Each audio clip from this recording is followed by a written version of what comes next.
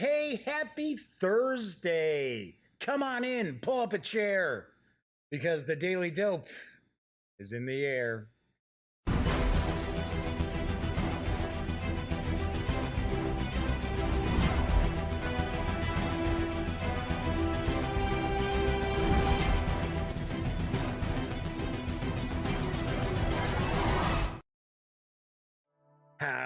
Howdy, gang. Yes, I'm Jeff McAleer, back once again as your host here at the Daily Dope.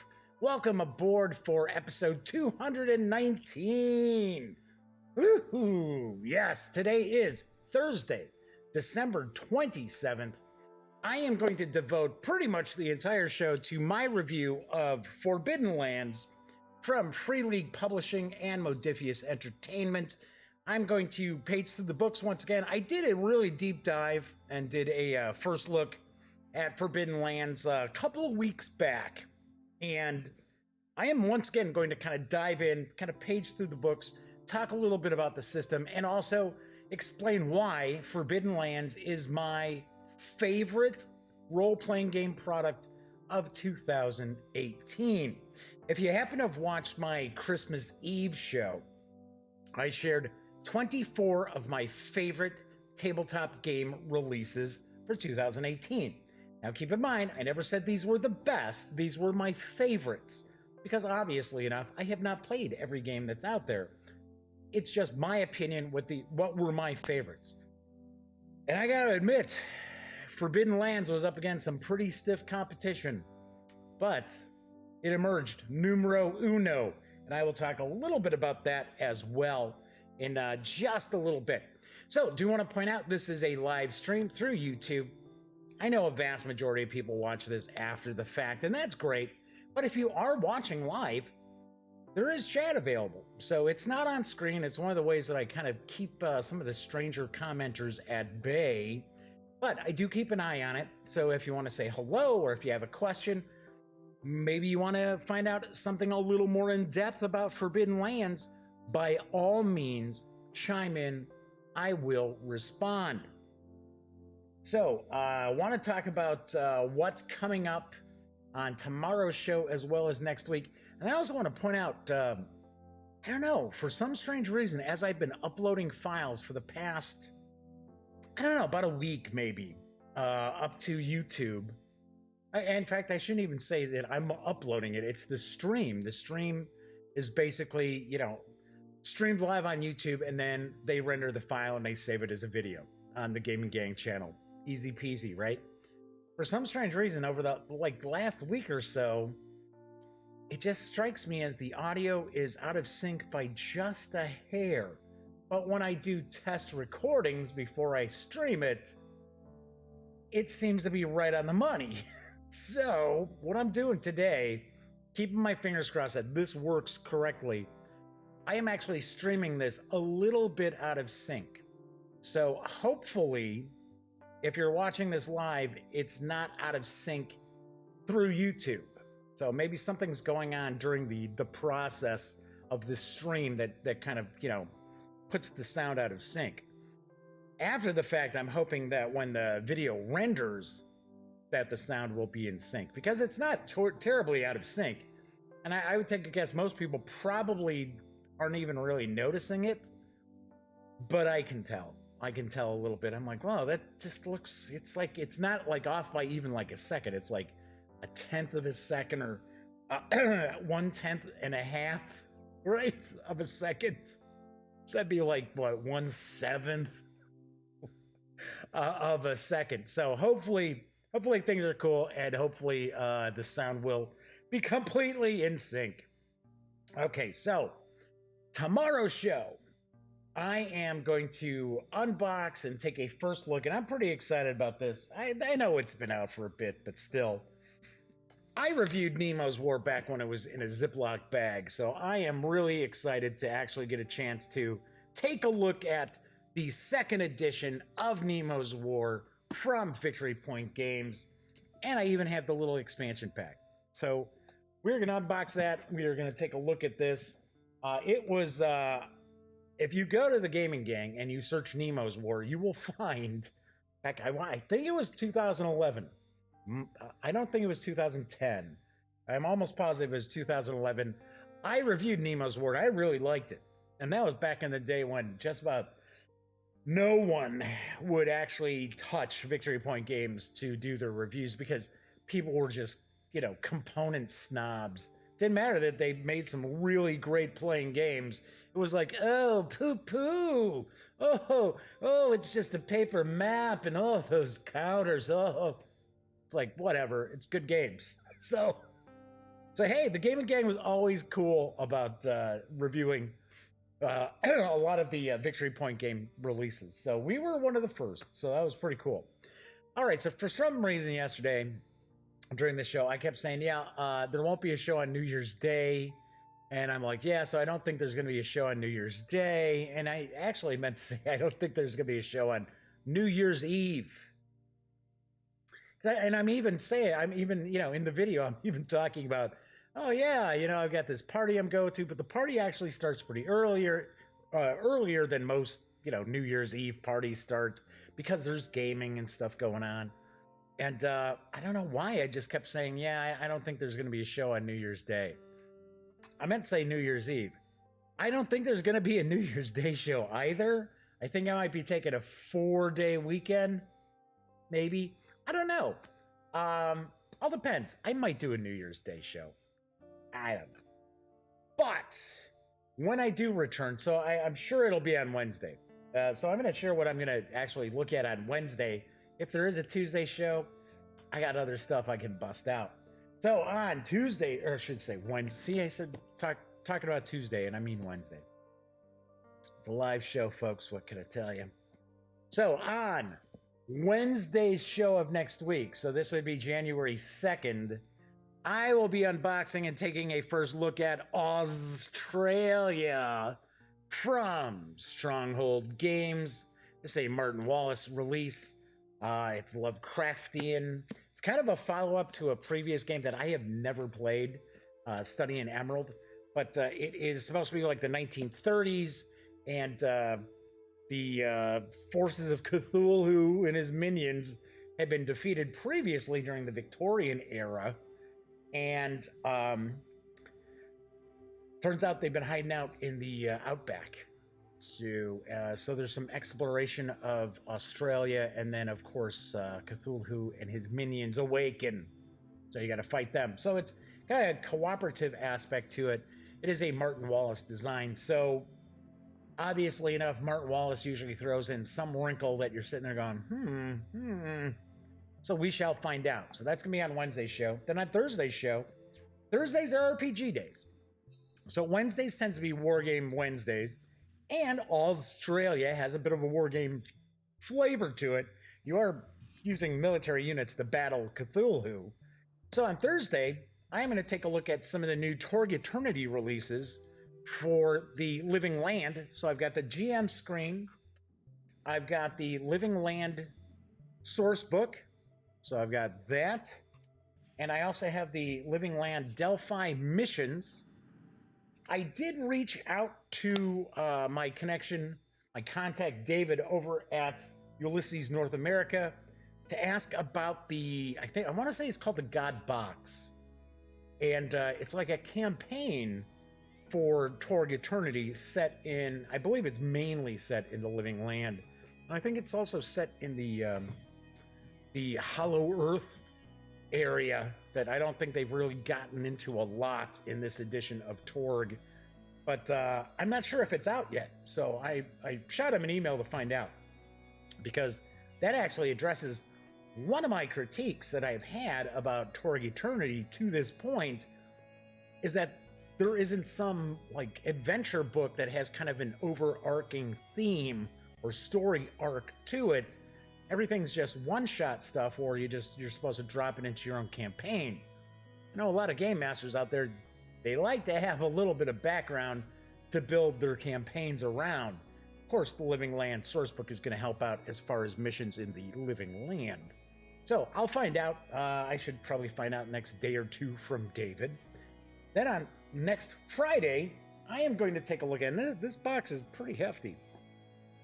Shadow Rift, which I believe is being released through Starling Games. There is no indication on here of what company on this box, what company this is through, unless I am somehow missing it somewhere along the line. But I do believe this is released through Starling Games. It is a fantasy deck builder. Very interesting. Gonna check this out. Gonna make sure that I play it with Cameron, because my nephew is he really digs deck builders. Sometimes he has a little hard time realizing that in a deck builder you're supposed to be trimming, the fat off of your deck, right? Your starting deck are not good cards. You want to get rid of them. But yeah, it should be pretty cool. Looking forward to that as well. So I got other things that are cooking. I got some other reviews that are going on. So I think through next week, it's going to mainly focus on first looks. I don't necessarily have any reviews planned yet. So yeah, so that's what I've got cooking. Okay, so I'm sure that plenty of people have probably taken a peek to find out more about Forbidden Lands.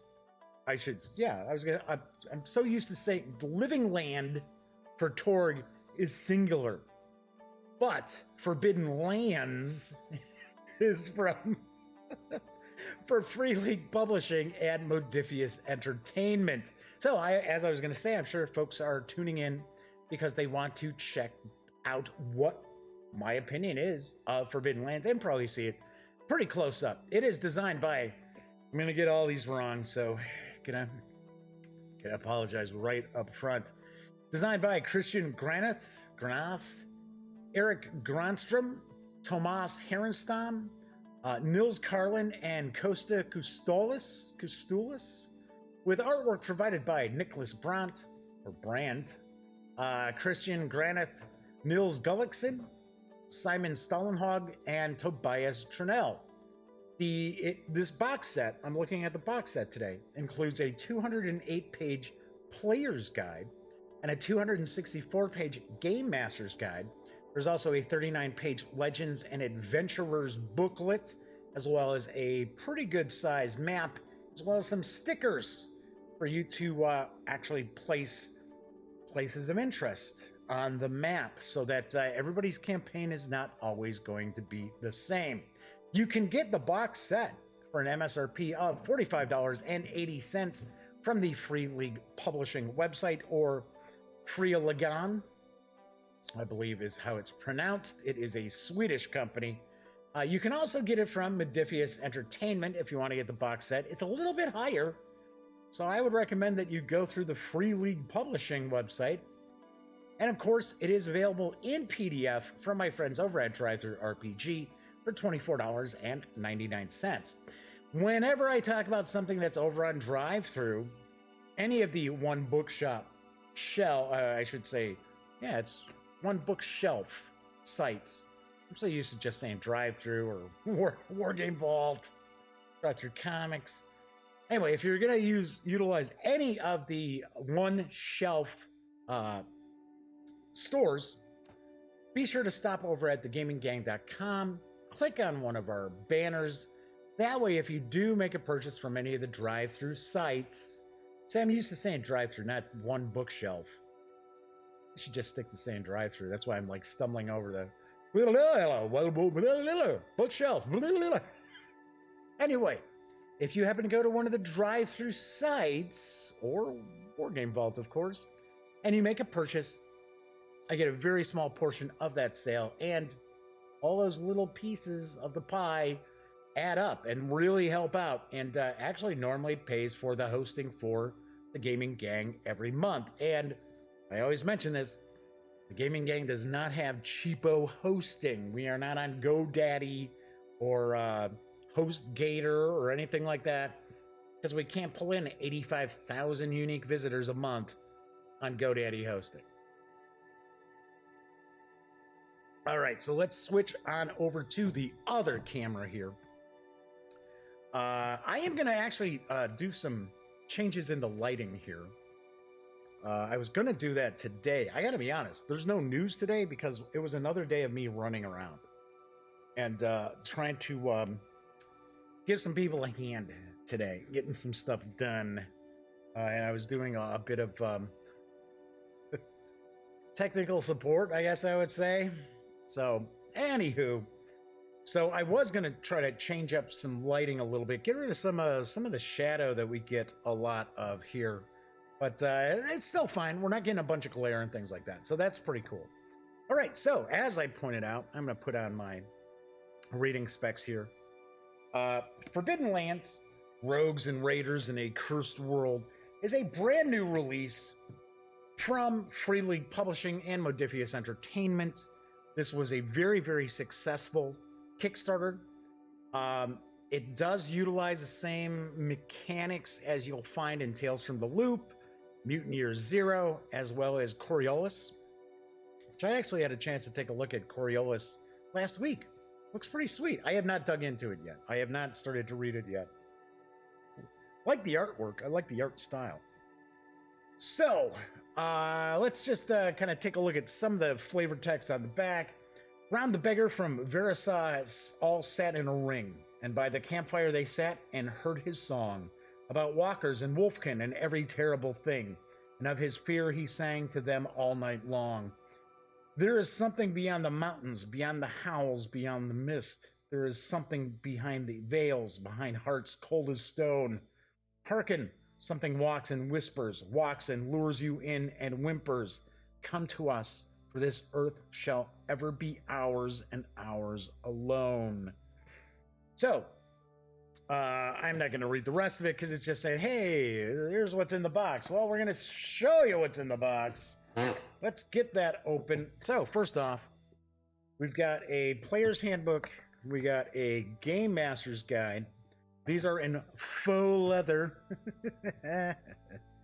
Kind of, they have a bit of an aging to them. A little bit like, oh, well, these are, I mean, not terribly. I mean, they don't look like they're all beat up. But just to kind of make it look like, whoa, these are, ancient, not ancient, but the, old tomes of magical power. This is the Legends and Adventurers booklet. And then, of course, we've got the map as well as a sheet of the stickers I was talking about, so you can actually mark areas of interest on this map. I might as well show you the map. Okay, one thing I want to point out is this is a dual-sided map, and of course I've got it upside down. So one aspect of this that I really, really dig is that Forbidden Lands has a bit of an old school vibe to it, a bit of an OSR vibe to it. And I will kind of explain how I look at old school Renaissance or old school revival or whatever else you want to consider OSR stands for in just a couple of minutes. But so we got the map here. Do want to point out it is dual-sided. It is the same map on each side. So each side contains the same map. So effectively what you could do as a game master is you could run a campaign for one group of your friends on one side of the map and then run a campaign for another group on the other side of the map. Or you can run your friends through one campaign and then have them do another campaign later on. It's however you want to pull that off. So, which I thought was kind of interesting that, hey, at least we're getting, I'm going to move this box, try to get this a little bit out of the way here as that falls down, of course. There we go. Anyway, I was going to say that I thought it was kind of cool that, you get a dual-sided map. Even though it's the same exact thing on the other side, most situations you would just get, a map that's got the hexes and things like that on one side and the terrain, and then that'd be it. The other side would be blank. So I thought that's kind of cool. All right, so as I mentioned, in my opinion, Forbidden Lands has a very old school vibe to it, and not necessarily mechanically. So I'm going to point that out. I know there are folks out there who feel that OSR can only represent games that are built upon the mechanics of early Dungeons and Dragons. So you could be talking about brown/white box. You could be talking about basic. You could be talking about expert. You could be talking about advanced Dungeons and Dragons, which a lot of people call first edition Dungeons and Dragons. A lot of people feel that the games that are based on that open gaming license that are from that era represents OSR. I don't necessarily look at it that way.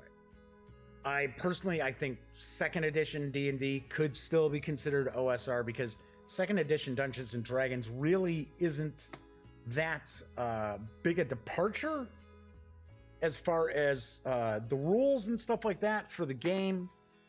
It's just a little more conveniently presented, a little more coherently presented. Of course, you've got your basic, your expert rules. You know, it's kind of funny because a lot of people don't realize, I should say younger people, I guess, or people who are newer to the role-playing game hobby, don't actually realize that Advanced Dungeons and Dragons, as well as basic D&D and expert D&D, were all going on at the same time. I even didn't realize that when I was a kid until expert came out, because I only thought there was Advanced Dungeons and Dragons. That was all I was messing around with, was AD&D. And then when I think I was in about 7th or 8th grade, one of my friends was decided he was going to run some Dungeons and Dragons. And I was like, oh, sweet, because I've got these books. I didn't really get a chance to run it at that point, not when I was like 11 years old. And all of a sudden I go to his house and he's like, okay, we're going to play. And it's like, what is that? What are those books? I haven't seen those books. I thought it was just advanced D&D. So a lot of people think that it went from like basic to expert and then AD&D. And that's sort of how TSR presented it, how they wanted to present it to people was, you get started with basic, then you graduate to expert, and then you graduate to advanced D&D, to AD&D. Anyway, all I'm trying to say is, in my opinion, OSR does not necessarily have to mimic early edition Advanced Dungeons and Dragons, in my opinion. So we've got an introduction here.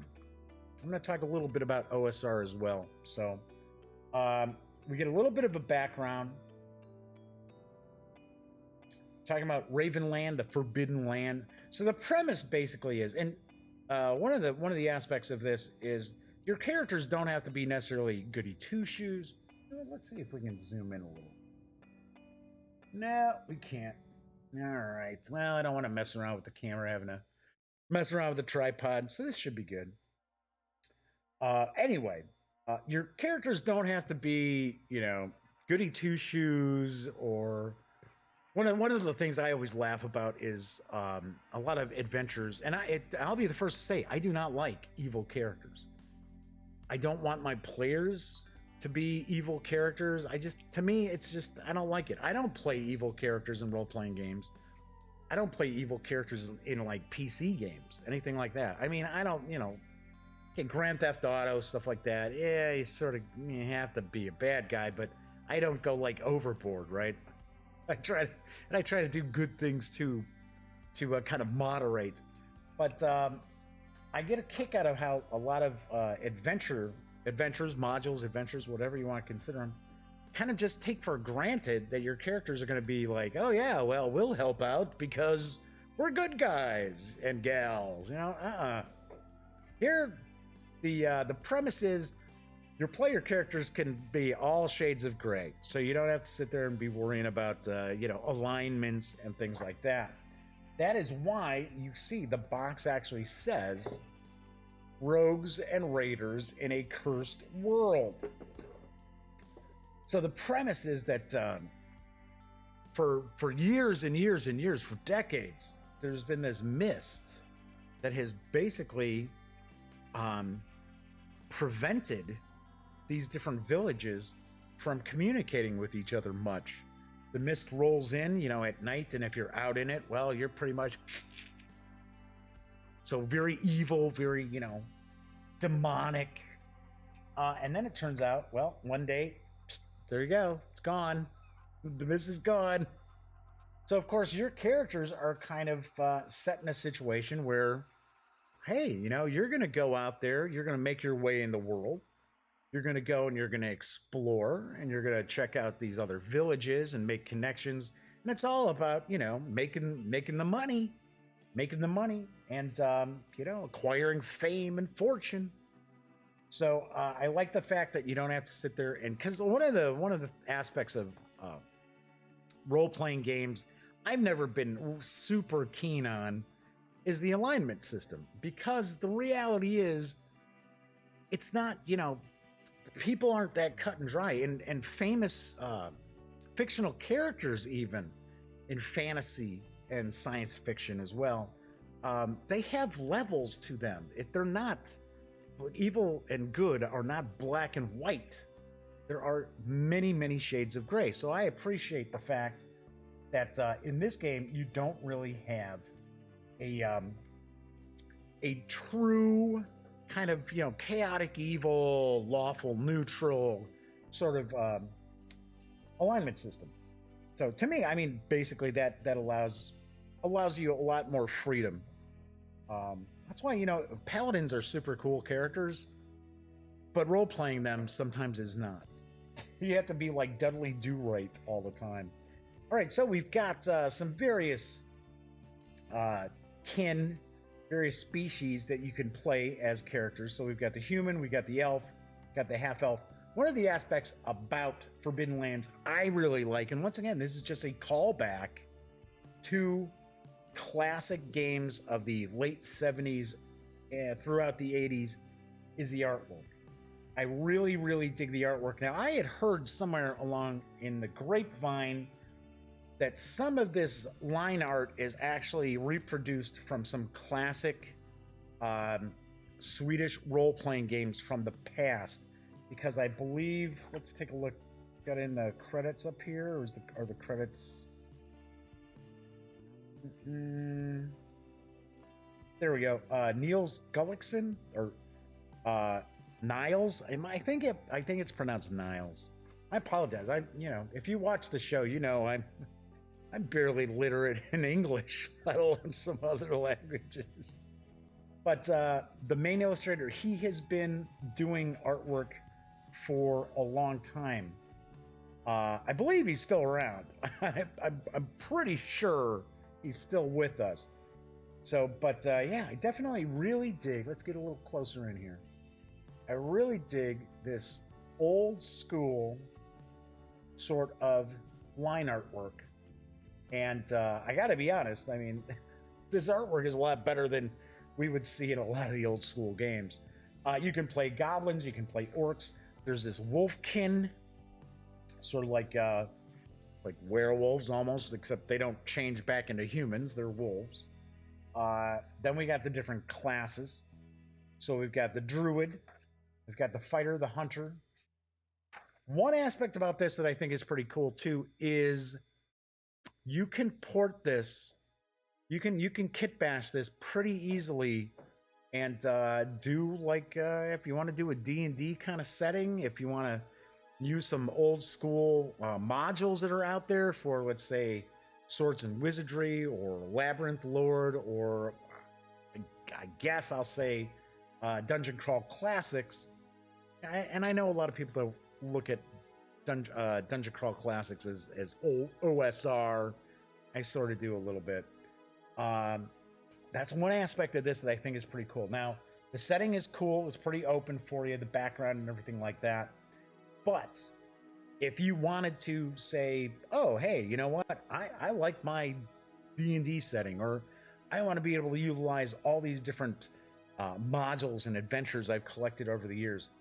It can be done. It can really be done, because this is a pretty lightweight mechanical system to this role-playing game. Now, it could be tricky for some people to figure out, and I'll get into the mechanics in just a little bit. So we also have the minstrel, the peddler, rider, the rogue, sorcerer. Then we talk about the different ages of characters. So you can have like younger characters, so you'll have higher attributes. You can have older characters, which will give you your attributes are going to be lower, but you have more talents and skills because of your experience. I thought that was kind of a neat aspect to this. There are not a ton of attributes either. There are 4. So we've got strength, agility, wits, and empathy. Those are the 4 core attributes. There are also skills, and then there are also talents. Got something called pride too, and pride is pretty interesting. It's something that that is really, really important to your character. It's part of a critical makeup of your character. And one aspect of pride is that you can actually risk your pride in order to push your luck as far as your dice rolls. So if you're failing something that's super important that you might need to pass as far as a challenge, as far as like a difficulty when you're rolling for successes, you can actually risk your pride. Funny thing is if you still screw the pooch on your roll, I guess I'll say, you lose that pride, and then it takes you a certain amount of time to actually establish a new pride. Thought that was kind of a cool aspect to this. So you only get to activate the pride one time during your each game session. So it's not a crutch that the players can fall back on all the time. They also recommend that each of the players has a dark secret. Now, when they say dark secret, it doesn't necessarily mean that it's something evil or terrible from their past. It's just a secret maybe they don't want to get out there. So, talking about relationships, gear, coins. Coinage is pretty easy. Encumbrance, once again, fairly easy. But there is an aspect to this, once again, old school Renaissance, OSR.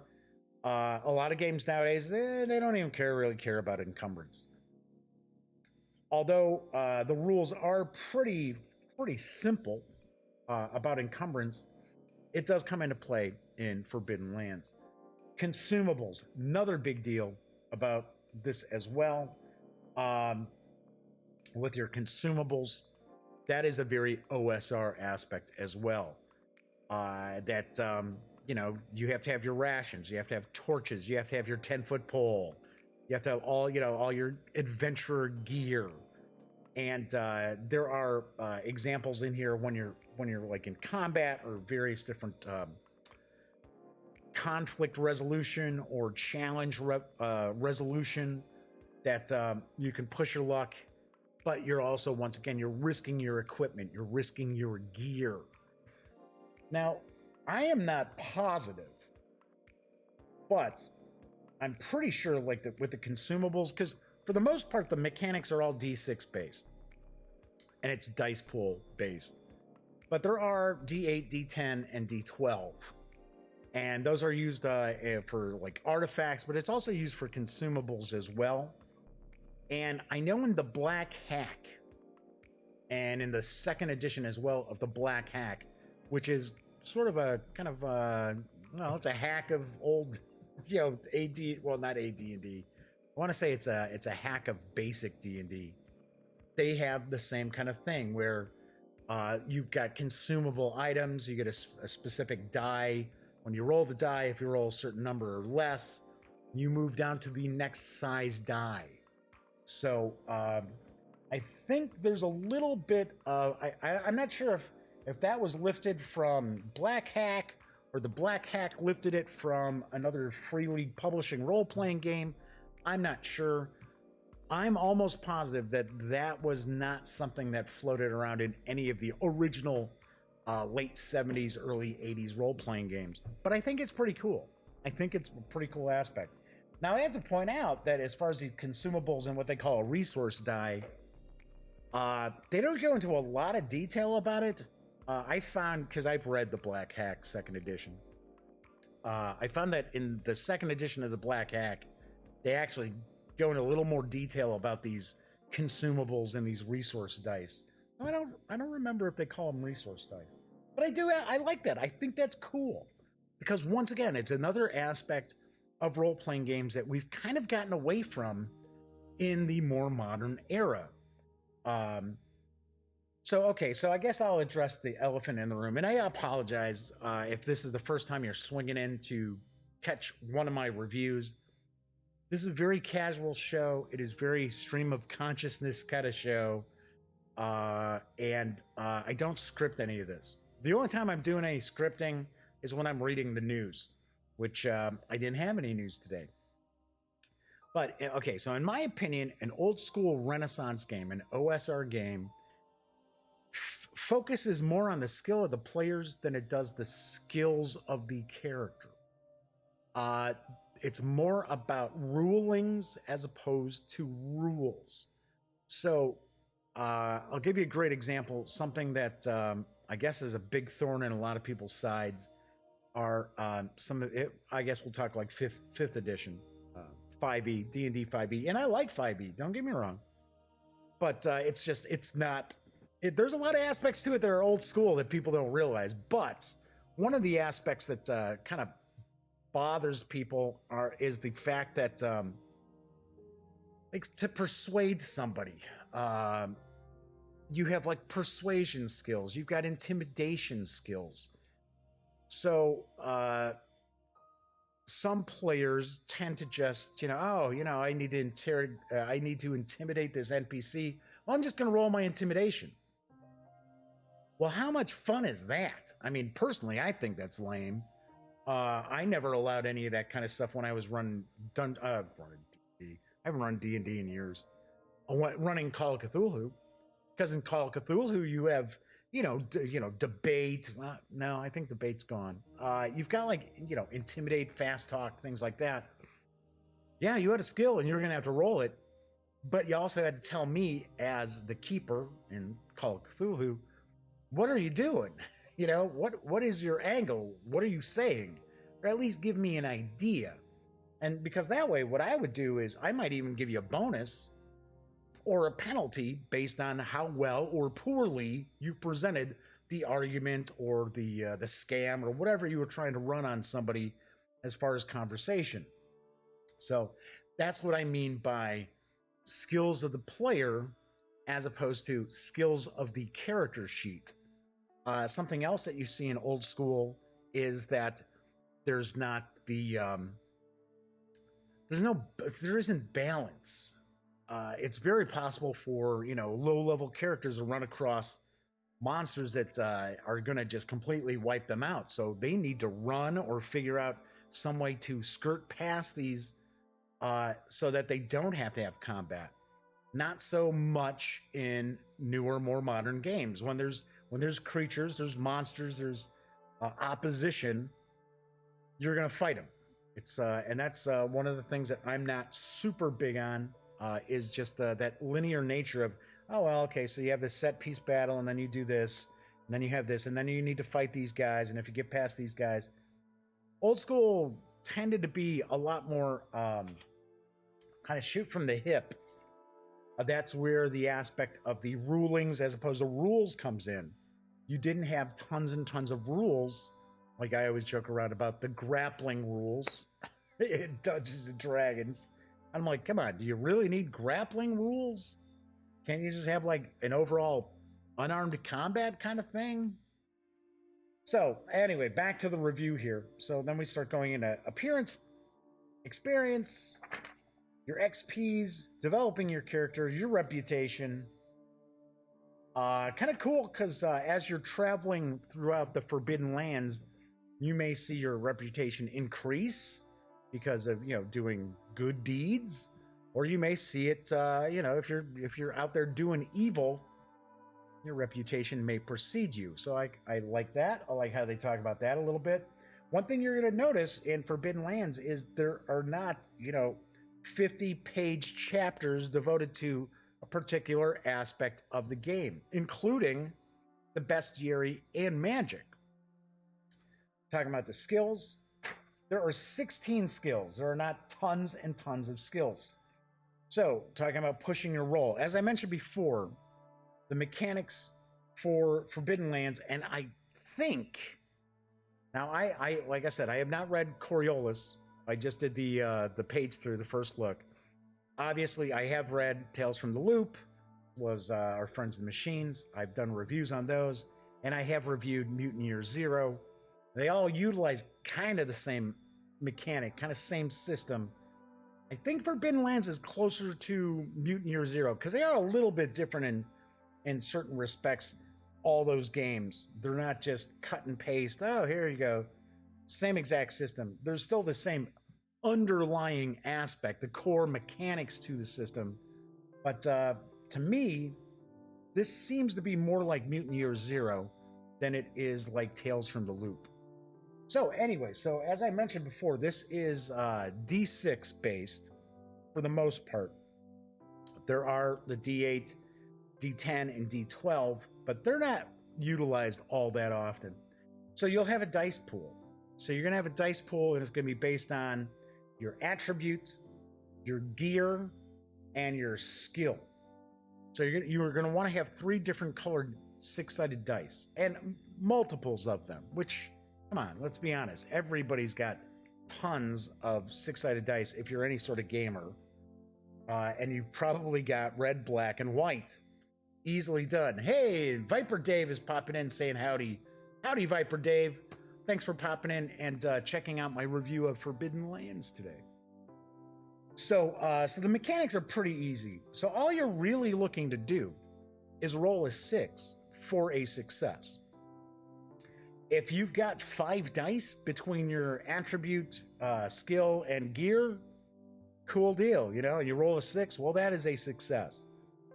Now, of course, as in many role-playing games, there are levels of success. So you may decide you want to push your roll to get more successes. Or if you fail, you may want to push your roll. And here's a kind of cool little chart here. I thought this was interesting how they include this chance of success. So it's showing how many dice. So if you only had 1 die, you're not especially skilled. It's not going to be all that great. So you get a 17% chance of success, which is 1 out of 6. That's how that breaks down. Now on a pushed roll, you actually have 29% chance. The thing is, you can re-roll rolls that you failed, but 1 is kind of like along the lines, if you roll a 1, it's not necessarily a critical failure. It is a failure, but it's a critical failure if you decide you're going to push your roll and you do not roll a success. There are certain dice you're allowed to re-roll in a push roll and others that you are not allowed to re-roll. So for an example, your gear. If you have 1 or 2 dice for your gear, and that's where these like D8s, D10s, D12s come into effect, because you can have like legendary equipment and stuff, which is pretty cool, very cool. And like for an example, let's say you get a D12 and you use that as like as a gear die. Of course, a 6 or higher is going to be success. But the thing too is, if you roll higher than that, you get more than 1 success for that high roll. Pretty cool, pretty interesting. Like I said, very similar to Mutant Year Zero and Tales from the Loop. I don't seem to recall as many 11 through 66 rolls in Mutant Year Zero, but I guess more for like random generation stuff. That's a possibility. I gotta point out, for Mutant Year Zero, I only have the core book, so it's possible there's some other aspects to, and I think Mutant Year Zero is pretty cool. Yeah, I only have the core book. Yeah, right here. gonna say for a second, do I have another one of the? Because there's like three kind of settings. One's like robots. One is like anthropomorphic animals. And I think the new one that's coming out, I think it was just recently kickstarted, is like right after the fall, kind of like the fall of humanity sort of thing. All right, so then we got group roles, so you can kind of team up together. Modifications, difficulty. In certain ways, this Forbidden Lands kind of reminded me of.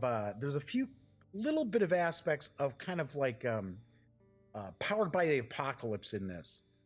Not where it's basically okay. Well, 7 and 9, it's a success, but 10 and higher is a success. 6 or lower is failure. There's nothing really I can put my finger on in this, but just a little bit of a vibe that it's got. Here you go, artifact dice. So as I was talking about the D8, D10, D12. So for an example, if you had an artifact, a legendary artifact that you're using, and you rolled a 12, that would count as 4 successes. Let me talk about the skills. As I mentioned before, there's like 16 skills. So it talks about, here's the skill, here is the core attribute that it is based off of. Combat, I do want to point out, and there are kind of like some optional rules as well for combat. Combat is very deadly. I'll pop through the talents here. Once again, not a ton of different talents. There's more than 16 talents, but it's not page after page after page. So we've got some kin talents. We've got class talents.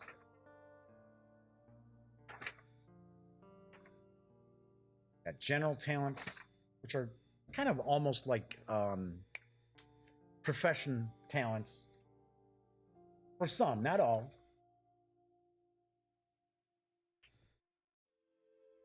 Okay, so we get into combat and damage. Combat is relatively simple. It's not really difficult. It is very deadly. So your characters are not walking around with like 90 hit points and things like that. The amount of damage you can actually take is your strength. So, and of course, you're not walking around with like 18 strength. So it's very possible for combats to be very quick. You can basically, as your characters come out and they kick some butt, they can also get their butts kicked too. There are some options to make the combat a little bit crunchier if you want.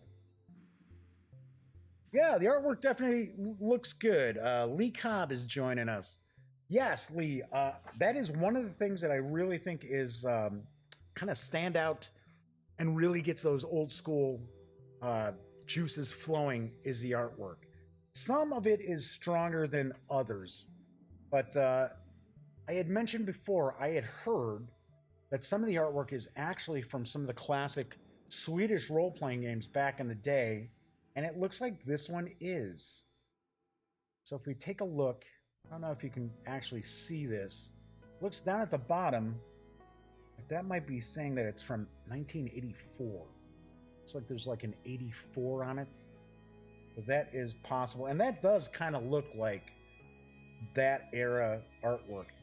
Now, granted, I know there's people out there who are big fans of, big, bold, full color artwork. And let's be honest, Free League and Modiphius are, normally putting out big, bold, full color artwork. This is just a little bit different. This has got that kind of old school vibe. I don't think that's a very good piece of artwork. That head just looks like it's misshapen. Okay, so then we go into some of the weapons. Okay, here's an aspect that I always love in a role-playing game, is when they actually show you some images of the weapons. Now, of course, we're not getting into the what are there like in Advanced Dungeons and Dragons, aren't there like there's like 20 different two-handed like pikes, spears, falchions, if I remember, if that's how it's pronounced, halberds. So Not quite as many in this one. Then we're showing the ranged weapons as well. Talking about damage, armor. So we get to see some of the different styles of armor. So you've got, of course, an armor rating, cost in coins. Armor can get broken, weapons can get broken. As I mentioned before, a lot of times, if you're pushing your luck as far as in combat, you could damage your weapon, you could lose your weapon. So pretty sweet. But as I mentioned, the whole combat aspect is really pretty simple to get into. It's not pages after page, page. We're like right here, falling, right? So we get a paragraph about falling. We get 2 paragraphs about drowning. We get poison, and then it goes on to talk about different poisons. Talking about disease. Now, rather than sitting there and giving us 15 pages of diseases, we're getting a few paragraphs about that, talking about how a lot of this is left in the game master's hands, which I really like. And once again, that is old school. Talking about different writing animals. Then we get into magic. Magic is cool. This is a spell listing based magic system. I know some people are much bigger on kind of like a free flowing sort of craft your spells as you're going sort of vibe. We've seen that in some role playing games as of the past 10 years, I'd say. I do want to point out that yes, this is kind of a spell list based magic system, but there are cool things which, okay, one of the aspects of Dungeon Crawl Classics I really dig is the like gonzo magic system where, you sometimes you have to like spell burn to pull off spells and to boost the level of spells. And most magicians, the longer, or I should say wizards or sorcerers, whatever you want to consider it, the longer they're at it, the more corrupt they become and how they get like bizarre, randomly generated features like, hey, you may fail your magic roll and now your magic user has a beak kind of stuff. Not to that extent, but there are magic mishaps, and I do dig that. There are aspects to, the way that Forbidden Lands kind of looks at magic is that almost in the way of, say, Robert E. Howard, magic is not necessarily a good thing. Granted, there's white magic, there's healing, things like that, there's shape shifting, which I think is pretty cool. So then we get into kind of schools of magic. But there aren't tons. There are not tons and tons of spells. But then again, there is the kind of the aspect to the magic system where it's sort of, well, yeah, let your mind go crazy and create different spells and things like that. It's not where, say, like Dungeons and Dragons, most dungeon masters, from my experience over 40 plus years, most dungeon masters are not sitting there creating spells with their players. It's, well, that's what's in the book. That's what we get to choose from. Oh, there's some new spells that are available in this adventure. Okay, now those are now part of our choices of spells, as opposed to the player and the dungeon master sitting around figuring out creating new spells. That's just my take. Your mileage may vary on that. Another aspect that's pretty cool are journeys. And as I pointed out, I'll show this off again here. All right, come on.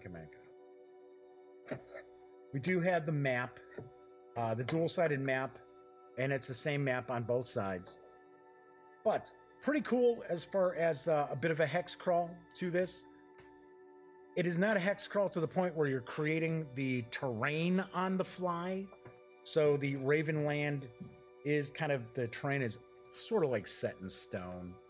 But where things are located, where interesting towns and castles and dungeons might be located is going to be completely up in the air. Another aspect of Forbidden Lands is the tracking. When you're tracking time, you track in quarter days. So I thought that was kind of interesting. So we got morning, day, evening, night. So that's how in like wilderness adventures, how you're going to track a lot of the time. Let's talk about different terrain types. Another aspect of Forbidden Lands that kind of felt like a bit of almost like a dungeon world vibe is the fact that your characters, you're going to assign specific tasks to your characters as you're traveling. So you might have somebody who is pretty much kind of the scout that you're going to use their abilities as far as not getting lost. So I thought that was kind of cool.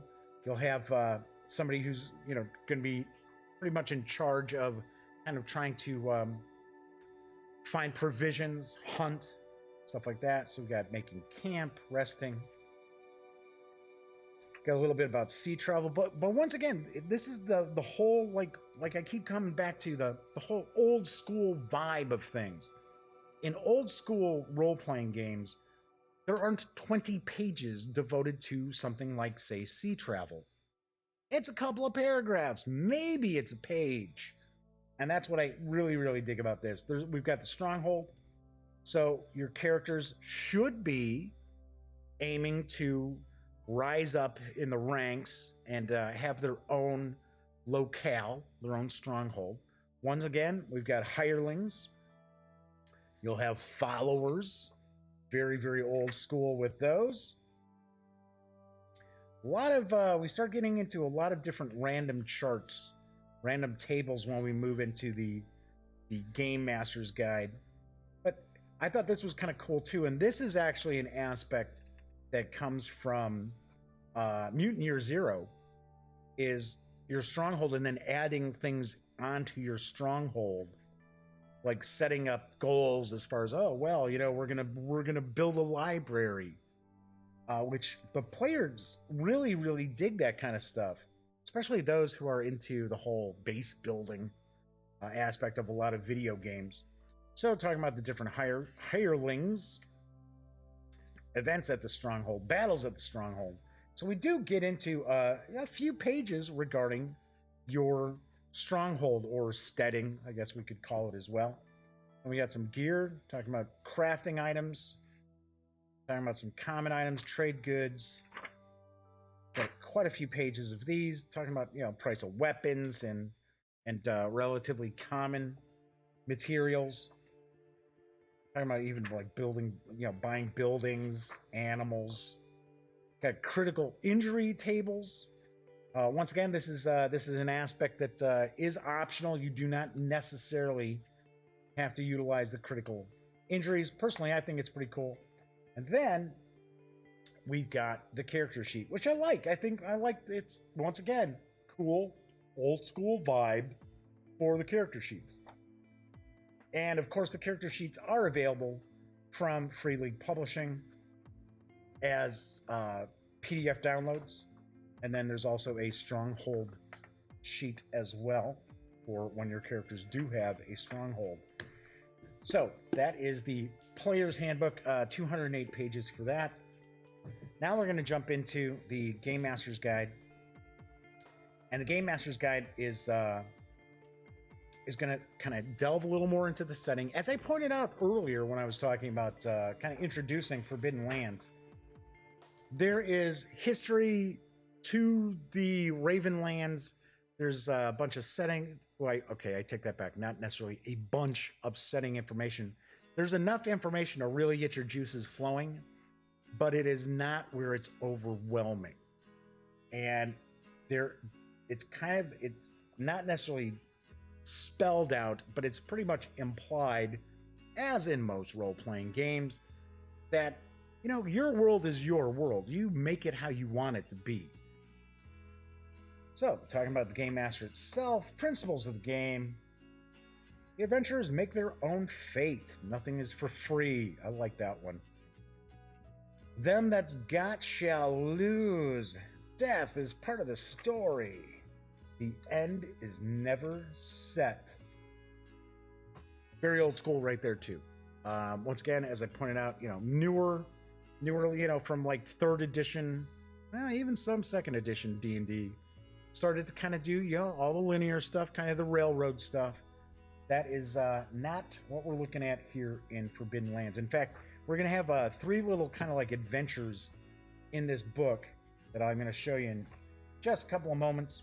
Well, maybe not a couple of moments, but I'm at first session preparing, NPCs, opposition, consumables. Once again, I like the aspect to the consumables that is very old school. You run out of torches and you're in a dungeon. Lots of luck, folks. Lots of luck. Talking about events at the stronghold. Now we start getting into some of the tables that we'll see.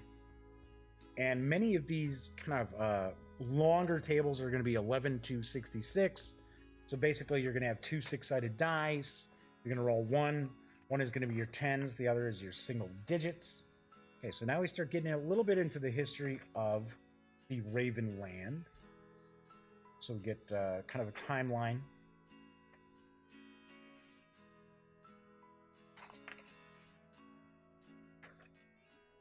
So quite a long history to the land. But once again, we're just getting kind of just bullet points, really, of what took place, the era of the Blood Mist. So it's 300 years that these various different villages have kind of been cut off from each other. Talking about the calendar, then we have gods. Various gods of the land. Talking about the kin, so the various different species. So we got the humans, we got dwarves, we got halflings, we got elves, we got half-elves. Then we get a bit of a breakdown of the predominant kin in the various different areas of the world. A couple of things to point out. The elves themselves are immortal. It's not really... not necessarily kind of the hackneyed, knee-jerk sort of immortal. I need a sip here. Boy, I'm just rambling on. Not the same sort of like kind of knee-jerk immortal elves that we've seen in some other fantasy role-playing games. They're very bizarre. They're kind of weird. They're not as like far out there and like super gonzo as I've seen in some systems, but they are a little strange. The orcs aren't just cookie cutter evil creatures or humanoids. They're kind of victims. They're sort of they were created by the elves to battle like the Dark Lord. And then when the elves realized, well, we can't defeat the Dark Lord, it was like, you guys are on your own. So anyway, a bit of info about that. Then we got the Wolfkin. We got lizard folk, halflings and goblins who are related. It's a bit of that, little bit of a Frodo Smeagol vibe there, right? And we got a bestiary. Okay, so one thing I should point out. The bestiary is not like jam-packed with monsters, but the monsters themselves are really tough. So the vast majority of the time, your players are going to be facing off against more humanoid opponents, baddies, things like that. If they run across a monster, what's termed a monster in this game, they're going to be in trouble. They may want to think twice about tangling with a monster. So, pretty cool. Got the end. I like the end. I like the artwork for the end there. Doesn't look like he's very happy. So, one of the cool things too is you'll get to see the different monster attacks. Yeah, random. It's random as far as the monster attacks.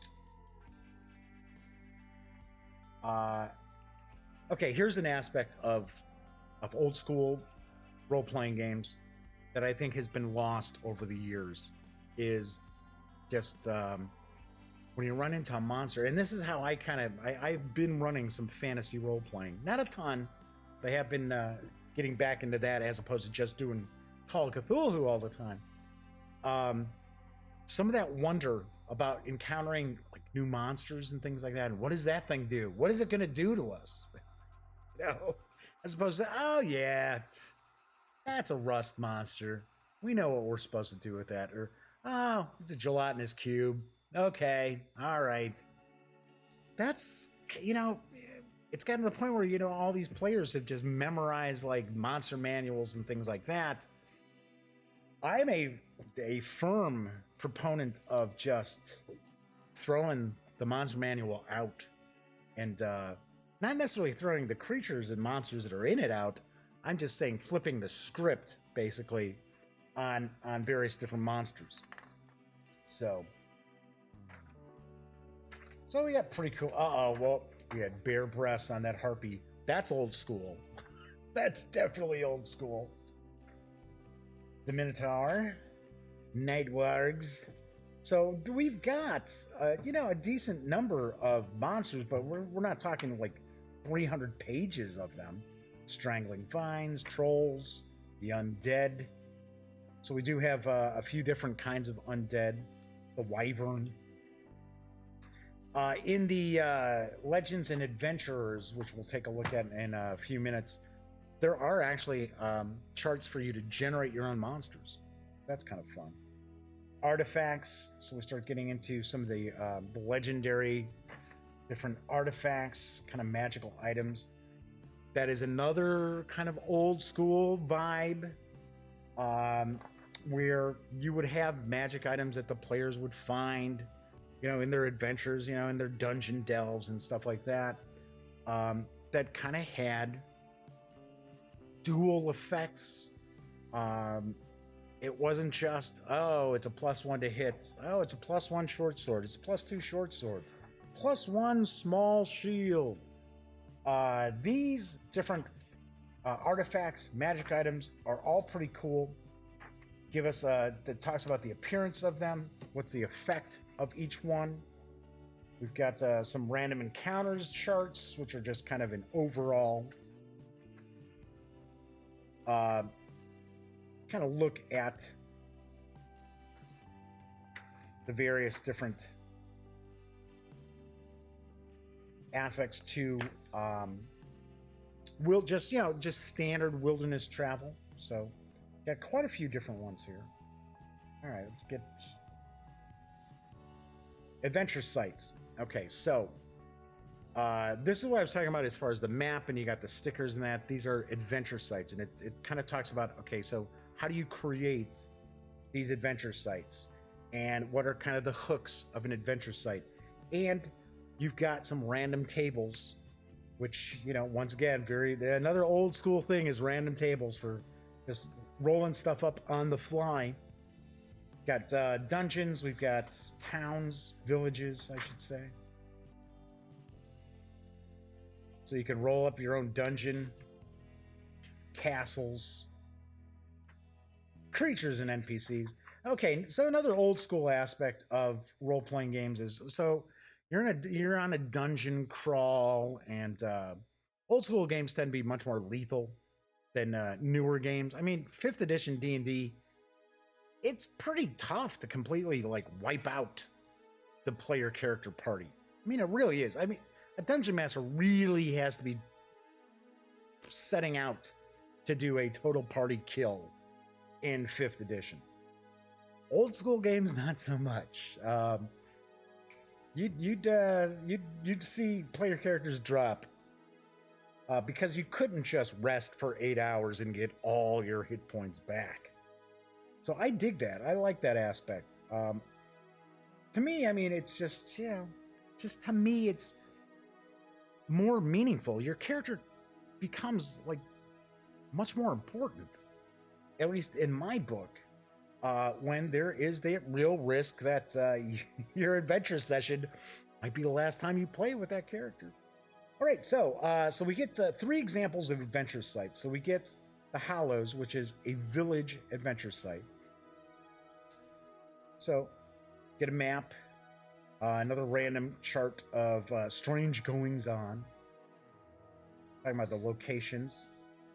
Another aspect that I'm kind of up in the air as opposed to like modern adventures and old school adventures. I like having the background. I like having some of the history that you find in like newer adventures. That said, a lot of the newer adventures that you get are unplayable. Well, I shouldn't say unplayable, unusable at the table for the game master. Adventures should be kind of like bullet points. It should be like specific things that kind of get your game master's juices flowing. But you don't need to know the entire like history of a storage room and what used to be kept in that storage room. And by the way, there's nothing in here now. You don't need 5 paragraphs in your adventure for that empty room, which we see a lot of. Now, I don't know if it's necessarily a lot of folks were getting paid by the word back in the day, as far as like, it really kind of started in Dungeon Magazine, where some of the adventures just started to get like really super long. So here, as you can tell, each of the locations just has a couple of paragraphs. We've got some italicized, almost read aloud, but it's not necessarily read aloud. And then a bit of, okay, so here's a bit of the background here. That's how adventures should be presented. If I were to ever write a fantasy adventure, or actually really any sort of adventure, I would probably use like appendices in the back and be like, oh, well, here's the history of this, or, you know, how come this big baddie is who they are now? But, you know, just have like the bullet points, the main stuff that the game master needed up front with the maps, things like that. All right, so talking about monsters and NPCs. In the Hollows, the beer war. Bum, bum, bum. Okay, then we get a castle. Now we get a castle adventure setting. Talking about the locations of the castle. Of course, this harkens back to the Keep on the Borderlands, obviously enough, right? Because it's a kind of a starting adventure site. Now we're talking about this. Talking about different events. Then we've got the Vale of the Dead. Now this is a dungeon. This is an example of a dungeon site. Once again, this kind of gives me a little bit of a dungeon world vibe, where it's not like every single room has to be plotted out of what's in there, what monsters are in there. Another aspect of kind of OSR games is that you don't have to fight every monster. Sometimes monsters might be friendly. They might be neutral. They may not care one iota or one whit about the player characters. Or, then again, they may see the player characters and be like, whoa, what are these guys doing here? Let's go kill them. So that's, like I said, once again, that's kind of going back to the whole player skill, not skills on the character sheet, which is the player skill is OSR. All right, so that is the Game Master's Guide, and this is 264 pages. Really enjoyed reading through both of these books, because the main thing I look at, and if you've checked out any of my reviews previously on role-playing games, I am not necessarily the guy who sits there and goes, oh, well, you know, I think that mechanic for grappling is a little bit broken. It should be utilizing a 8-sided die as opposed to a 12-sided die. No. I look at a game when I'm checking out a game book, core books, adventures, so on and so forth. First thing that I base my review on is, do I want to run this? Would I want to run this? Am I excited to get this to the table? That's the core thing I look at. When I was reading through both the Player's Handbook and the Game Master's Guide, I'm like, yes, I am digging this.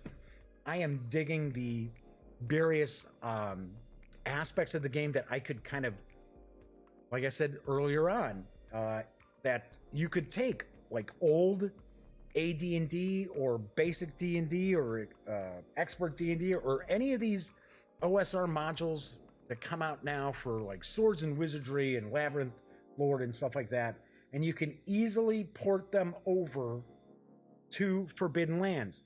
The main thing that you would have to kind of think about would be the creatures, but that's usually what you have to do. It's the combat aspects of porting over another adventure to something else that takes the time. So, and you would probably have to, do a little wiggle room about like hit points, damage in the game itself. But then again, if you look at like I shouldn't say monster. If you look at Dungeon World, even in Dungeon World, you've got like dragons have like 15 hit points. Reason being, it's super hard to actually get close enough to a dragon to hurt it to actually do damage. Okay, so the Legends and Adventurers booklet is kind of just to create cool backstories for your characters. All different stuff you can be rolling up. So you've got different like childhoods based on your kin, based on your species, formative events based on your class. How did the adventurers meet? That's always an interesting one. Boy, I can't tell you how many really hackneyed openings to D&D adventures I've seen over the years. Wow, boy, that whole you're sitting in the inn or the tavern.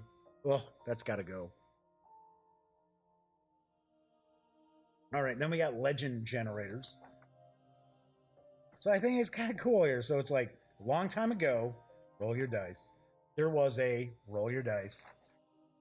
Who sought roll your dice because of rolling those dice and traveled to, located in a sum in the direction of, as the legend goes, it is said that he/she, and that at the location there is /r,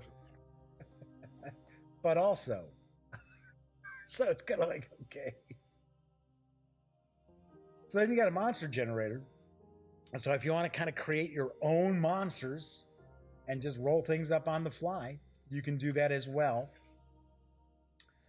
I mean, personally, monsters and that, I don't know if I would necessarily just roll up monsters because I think I would want to put a little more thought into special attacks or special abilities, things like that the monsters would have. Okay, so got that as well.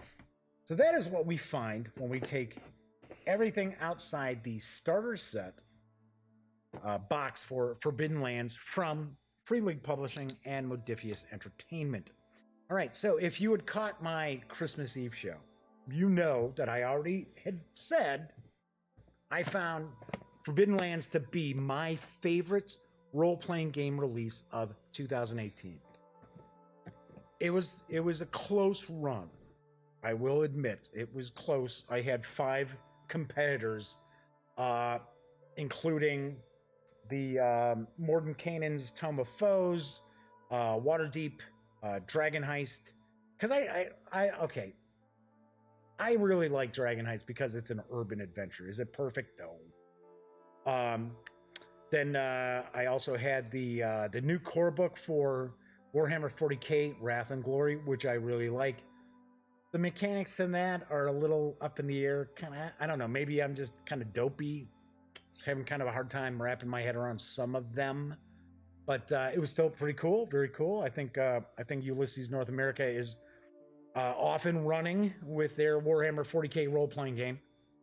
But for my money, Forbidden Lands is excellent. Now, I have to point out, I do have a soft spot for cool, old school style role-playing games.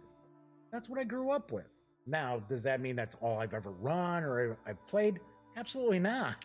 I mean, come on. But I do like that kind of old school vibe. I like the wonder and the mystery of it. I like the players actually having to use their own skill saying what they're going to do or coming up with crazy plots to get past stuff, as opposed to just, oh, I'm rolling my skill. Oh, I'm rolling my 20-sided die and seeing how things go. So, do have to point out, excuse me, I have a very, very soft spot. I think for 45.90, I want to say, if I remember correctly off the top of my head, for the box set, I think that's a steal. I really do. I really think that's a steal. You're getting over 500 pages of content. Granted, the map is cool. Don't get me wrong. I like the map. The map with stickers. Okay, all right. That's fine.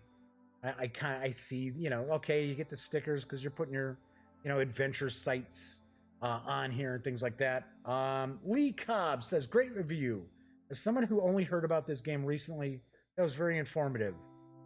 Thanks to the YouTube algorithm, really led you to the stream. I'm shocked. I didn't think YouTube shared my info ever. Hey Lee, thanks for popping by. If you like the video, give it a thumbs up. Hey, be sure to subscribe. On Thursdays, I do cover role-playing games, and it's not just the typical, it's only Paizo, it's only Wizards of the Coast stuff.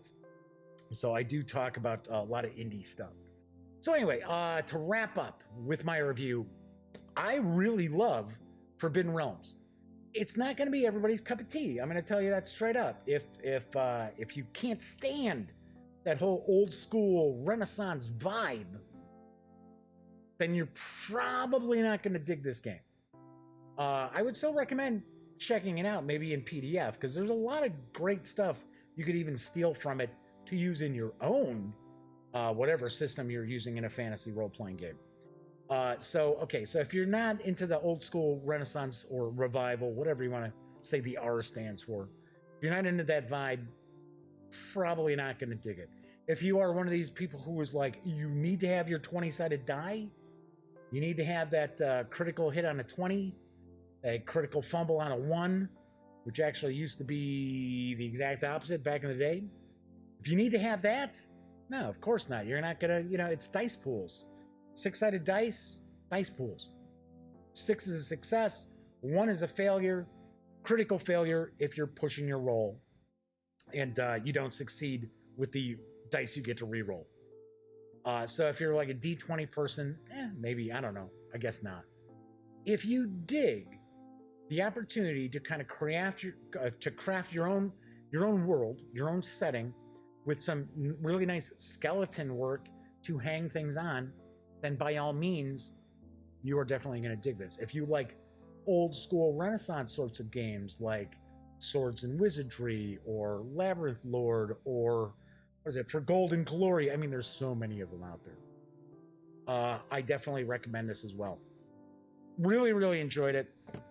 I am actually going to start kit bashing some modules, some old D&D modules to run with this for the gang, and I will actually kind of keep people in the loop how things are going with that on Thursdays. On a score of 1 to 10, I give Forbidden Lands a 9.7 out of 10. It is so close to a 10. Only reason why I don't give it a little ding is I don't care for the stickers. I think the stickers could have been nicer, and I wish there had been a little more detail about the magic system, a little bit more info about how to kind of create your own spells. That's it.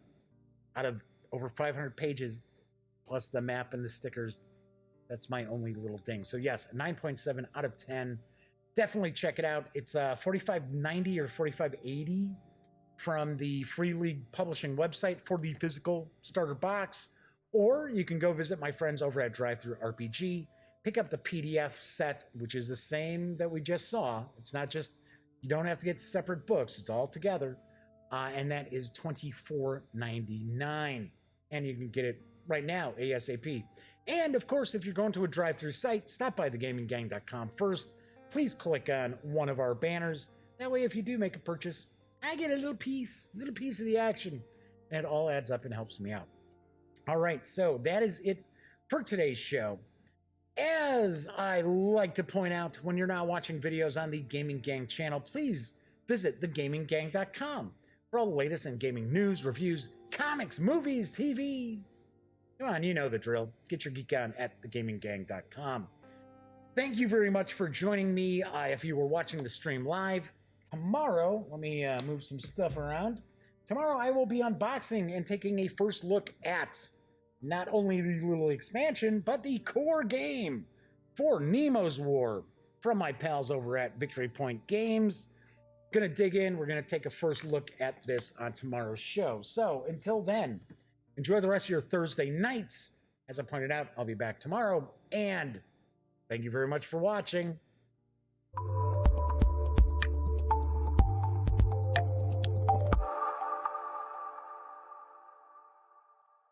Thanks again for watching The Daily Dope, presented by The Gaming Gang. If you like this episode, be sure to give it a quick thumbs up. And if you dig the channel, please subscribe.